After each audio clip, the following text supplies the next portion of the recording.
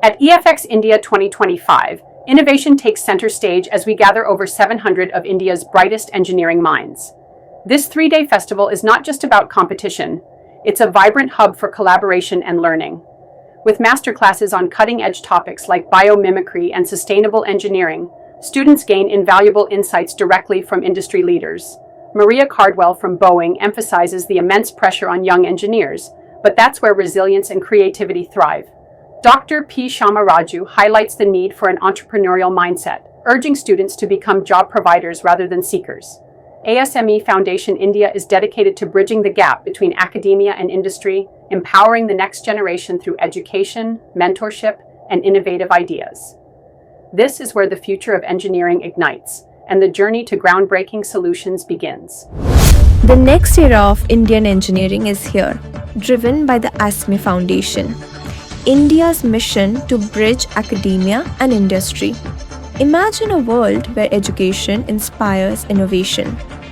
Through partnerships with organizations like CSRL, we're nurturing problem-solving skills and hands-on learning in mechanical engineering. With a network of over 6,000 members, we're not just building careers, we're fostering mentorship and leadership that truly matter. We're also committed to empowering underrepresented communities, especially women-led self-help groups, by supporting engineering solutions that enhance livelihoods and drive economic growth. As Ms. Avni Malhotra puts it, we're equipping young talent to tackle global challenges head-on.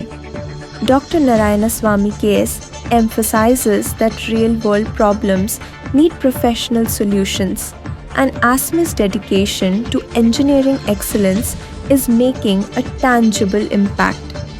With initiatives like EFx India 2025, we're shaping a future where technical brilliance meets societal change.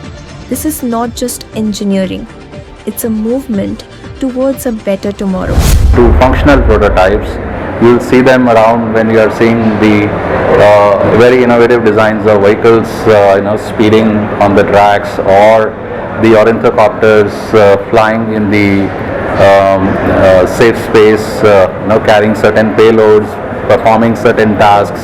These are simulated problem statements of how industry uses engineering to create products or solutions to overcome the challenges or tasks in the real world.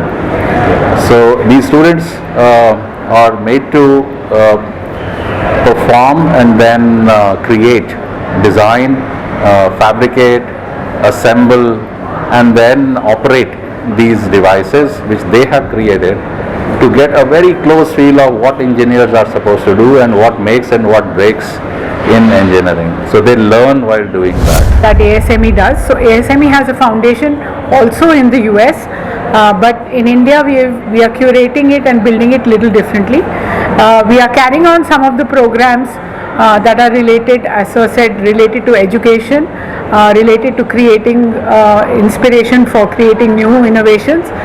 We are carrying on some of the work which is already happening, but in addition to that, we are doing some philanthropic work also in India.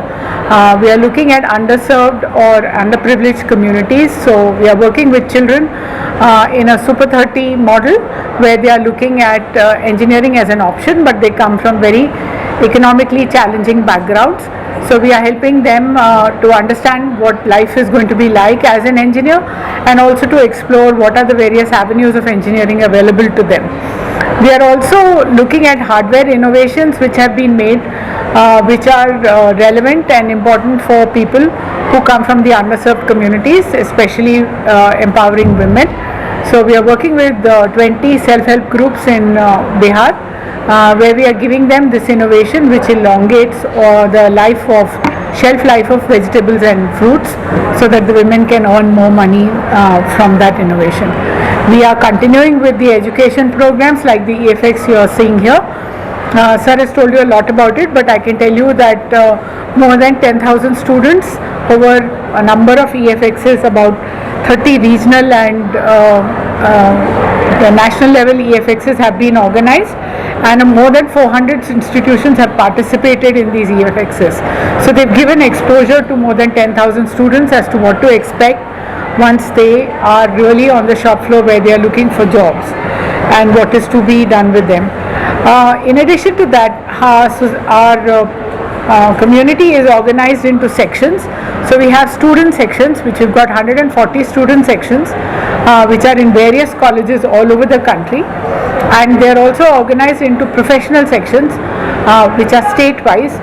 At the end of this year, which is June 2025, we will have 10 such state sections.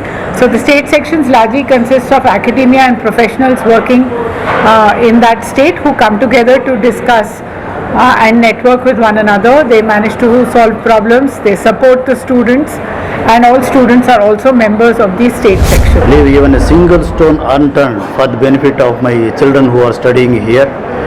And since I am from the business background, whenever I get the chance, when I have the exit meetings, I used to tell, when I can create so many thousands of jobs, I want all my children who are passing out should become the job providers instead of job seekers.